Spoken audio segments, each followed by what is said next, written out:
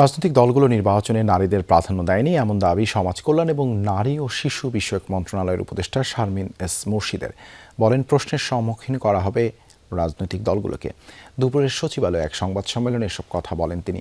উপদেষ্টা আরও বলেন, নারী নির্যাতন এখনও বন্ধ করা যায়নি, তবে গত ১.৫ বছর ধরে কাঠামোগত পরিবর্তনের চেষ্টা অব্যাহত। রাজনৈতিক দলগুলো দায়িত্বশীল আচরণ করলে নারী সহিংসতা কমে আসবে প্রত্যাশা উপদেষ্টার। এখন পর্যন্ত ৫৬ লাখ মানুষের কাছে গণভোটের বার্তা পৌঁছে দেওয়া হয়েছে বলেও জানান তিনি।